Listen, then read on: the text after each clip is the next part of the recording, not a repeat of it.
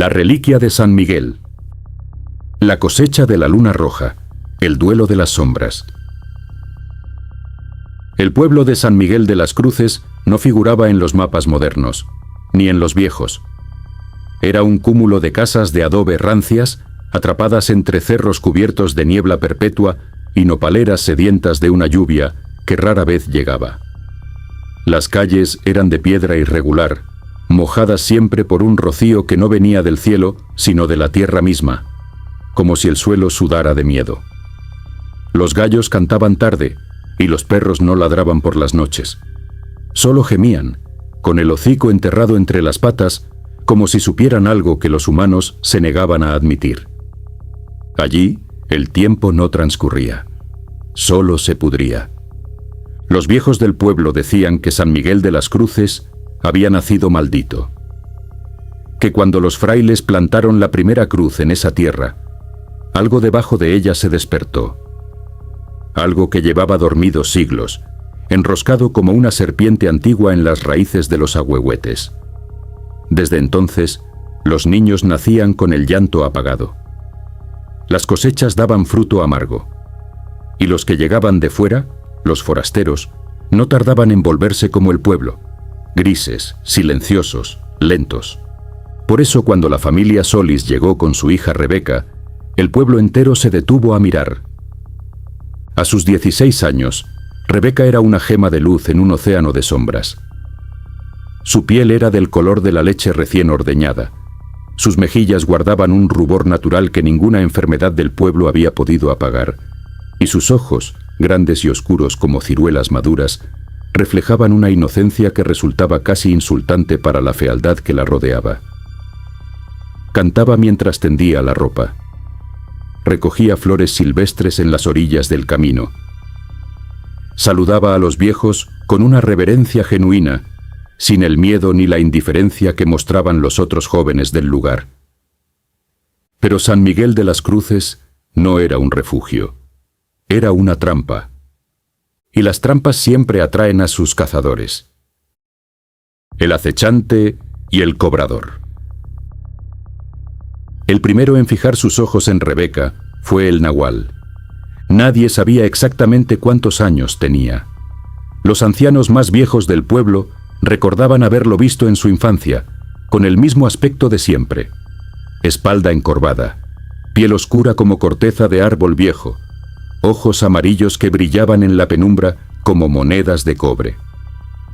Se decía que había pactado con la tierra misma, que bebía de la sangre de los cerros, y que a cambio, la tierra le prestaba sus formas.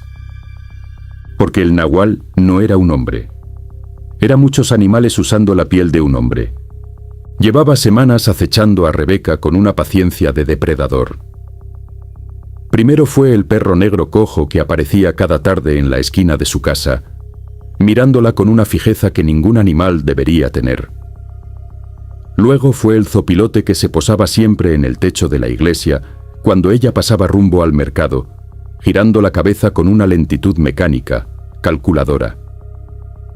Después fueron las ramas del árbol seco que rozaban su ventana en las noches sin viento, arañando el vidrio con el ritmo de un corazón. Él quería su alma, no para destruirla, sino para usarla como combustible. La pureza de Rebeca era el último ingrediente de un ritual que llevaría décadas preparando. Con ella, el nahual alcanzaría la inmortalidad. Se convertiría en un dios local, eterno y terrible, anclado para siempre a esa tierra que ya era suya.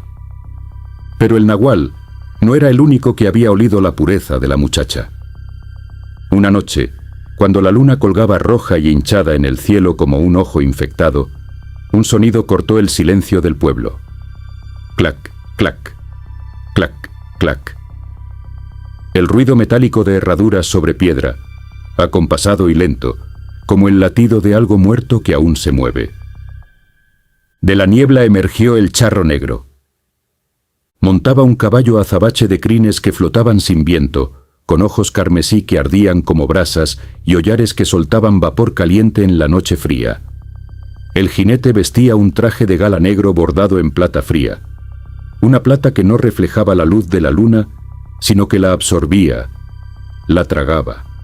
Su sombrero de ala ancha proyectaba una sombra que no correspondía a ninguna forma humana. Y cuando sonrió, sus dientes eran demasiado blancos, demasiado perfectos, para pertenecer a algo vivo. El charro negro no venía por inmortalidad. Él ya era inmortal. Venía por algo más difícil de conseguir, un trofeo. La inocencia de Rebeca era una pieza que adornara los salones del Averno, una llama que el infierno coleccionaba para apagar con placer. Los dos se encontraron en la plaza del pueblo. El nahual, convertido en un perro enorme de ojos amarillos, gruñó. El charro detuvo su caballo y bajó del animal con una elegancia que daba más miedo que cualquier grito.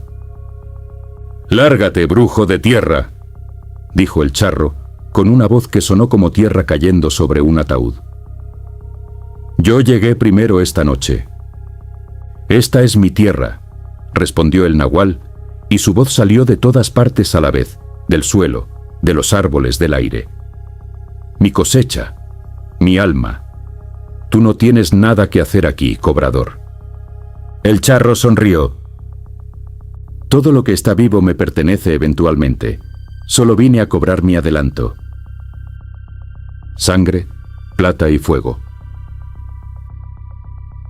La batalla comenzó frente a la casa de Rebeca, en la calle empedrada que olía a tierra mojada y a algo más antiguo, a sangre de siglos que la piedra guardaba en silencio. El nahual se transformó primero. Su cuerpo se retorció. Los huesos crujieron como ramas al quebrarse. Y de esa masa de carne y pelo emergió una bestia híbrida de coyote y jaguar, con garras que arrancaban el adobe de las paredes como si fuera papel mojado. Saltó sobre el charro con un rugido que despertó a los gallos y apagó las veladoras de todas las casas del pueblo. Pero el charro negro era más rápido de lo que su elegancia sugería. Con un movimiento de muñeca desplegó su látigo, una serpiente de fuego azulado que silbó en el aire y quemó el lomo de la bestia, dejando marcas que humeaban negro. El nahual aulló y se fragmentó en un enjambre de avispas negras que envolvieron al charro como una nube viva. El jinete infernal levantó una mano enguantada y exhaló un aliento glacial. Las avispas se congelaron en el aire, miles de insectos convertidos en cristal negro que cayeron sobre las piedras y se hicieron polvo. Desesperado, el nahual recurrió a la tierra. Las raíces de los árboles respondieron a su llamado.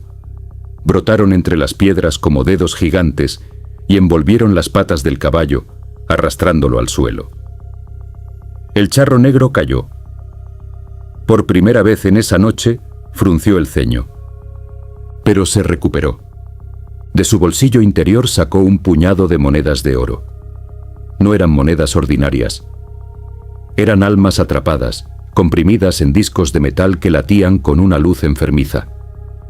Las lanzó contra la bestia como si fueran proyectiles, y al contacto quemaron la piel del nahual como ácido vivo. El brujo aulló con una voz que no era de animal ni de hombre, sino de algo entre los dos, algo que el mundo no debería haber escuchado nunca. Su forma se volvió inestable. Se transformó en humo, en sombra, en nada. Con un movimiento final, el charro envolvió la nube oscura con su látigo y la lanzó contra la niebla que esperaba hambrienta al fondo del callejón. El nahual fue consumido por ella, tragado por las sombras, derrotado no por la bondad, sino por un mal más antiguo, más refinado y más frío que el suyo. El charro negro se sacudió el polvo del traje, recogió su sombrero y caminó hacia la puerta de Rebeca. La invasión del oscuro. La puerta se abrió de par en par antes de que él la tocara. Rebeca estaba arrodillada al pie de su cama, con el rosario apretado entre las manos hasta que los nudillos se le pusieron blancos. Había escuchado todo: los rugidos, los crujidos, el silencio aterrador que vino después. Y en ese silencio, algo le dijo que el peligro no había pasado, que el peligro apenas comenzaba. El charro se quitó el sombrero con una reverencia que en otro contexto habría parecido cortés. Pero su rostro, lo que había debajo del ala del sombrero, no era un rostro. Era un abismo de estrellas frías, un espacio vacío donde los ojos deberían estar, lleno de una oscuridad que se movía, que respiraba, que miraba. Tan pura, susurró, y su voz llenó el cuarto como humo. Tan casta. ¿Cuánto tiempo sin encontrar una así? Rebeca no gritó. No tenía aire para gritar.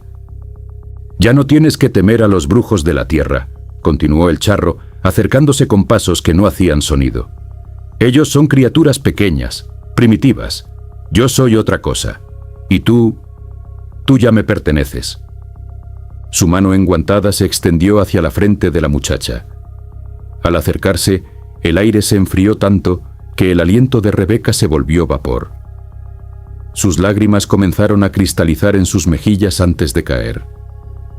El rosario en sus manos vibraba como una cuerda tensa a punto de romperse.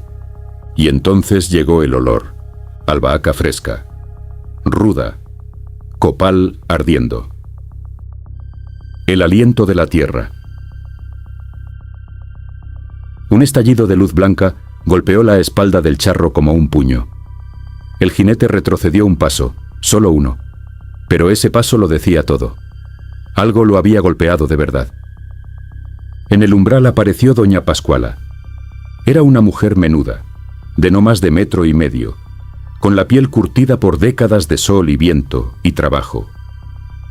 Llevaba un rebozo negro sobre los hombros y en las manos sostenía un cuenco de barro, donde el copal ardía con una intensidad que no correspondía a la poca cantidad que había dentro.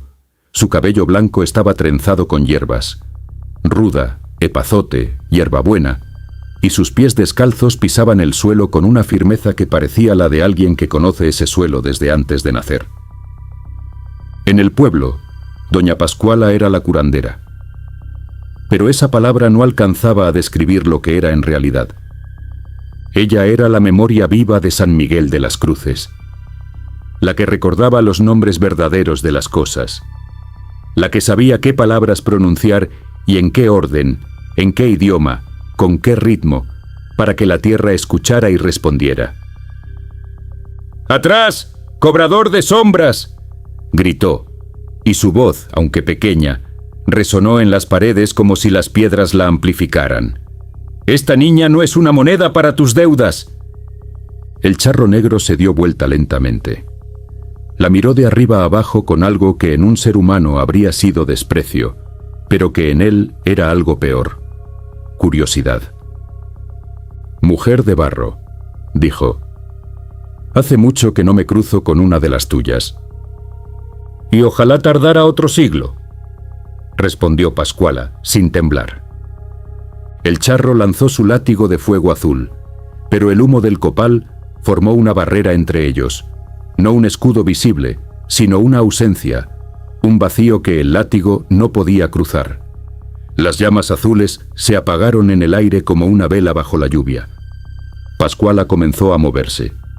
Sus pies descalzos golpeaban el suelo en un ritmo antiguo y sus labios pronunciaban palabras en náhuatl mezclado con latín, una mezcla que no debería funcionar en ninguna teología humana, pero que en San Miguel de las Cruces tenía un poder que ningún libro explicaba. De las grietas del adobe brotó una luz dorada, tenue al principio, luego más brillante, que se enroscó alrededor de Rebeca como los brazos de alguien que protege lo que ama. El charro intentó alcanzar a la muchacha. No pudo. La luz lo rechazó como un imán rechaza a otro del mismo polo. «Maldita seas, vieja de tierra», bramó, y en su voz había algo que no se había escuchado antes en toda esa noche. Frustración. Volveré por ella. Siempre vuelvo. «Y cuando esta niña se marchite», respondió Pascuala sin alzar la voz, «será por ley de vida, por enfermedad, por años, por voluntad de Dios. No por tu mano. Nunca por tu mano». La anciana abrió la palma y lanzó un manojo de hierbas sagradas directamente al pecho del charro negro. Al contacto, el traje bordado en plata comenzó a humear. Las botas, que nunca habían tocado tierra bendita, se hundieron en el suelo como si éste las jalara. El charro abrió la boca en un grito que no era sonido, sino ausencia de sonido, un silencio que dolía en los oídos, y estalló en una llamarada de color verde oscuro que se disolvió en un torbellino de ceniza negra. La ceniza voló hacia el horizonte, y el pueblo recuperó su silencio de siempre. Pero este silencio era diferente, más limpio. El despertar. El olor a azufre desapareció poco a poco, reemplazado por la fragancia del campo después de la lluvia, tierra húmeda, flores silvestres, el humo dulce del copal apagándose. Pascuala se arrodilló junto a Rebeca, que seguía en el suelo con el rosario en las manos y los ojos cerrados. Le pasó una rama de olivo por la frente, luego por las mejillas, luego por el dorso de las manos temblorosas. «Despierta, Florecita», dijo en voz baja. «La noche de los monstruos ha pasado». Rebeca abrió los ojos. Por un momento no supo dónde estaba ni quién era la anciana frente a ella. Luego sintió algo acomodarse dentro de su pecho, como cuando una vértebra sale de su lugar y vuelve a entrar, y supo que era su alma, que había estado a punto de irse, regresando a donde pertenecía. Pascuala le devolvió el rosario.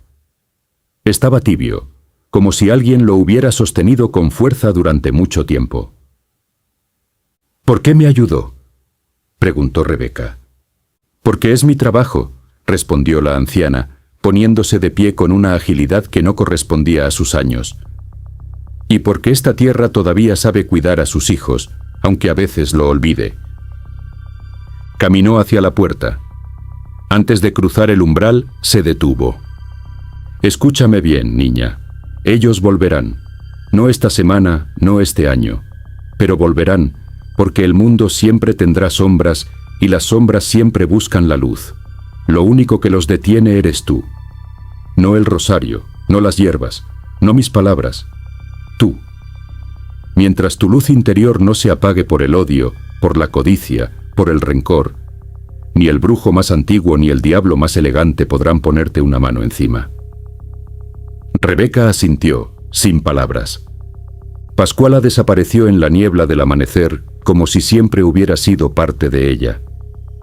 Afuera, en la calle donde el adobe había sido desgarrado por garras y donde las piedras guardaban las marcas del látigo de fuego, solo quedaba una cosa, una pequeña flor de cempasúchil, naranja y perfecta, brotando entre las piedras como si siempre hubiera estado ahí, como un recordatorio de que la tierra no olvida a sus hijos.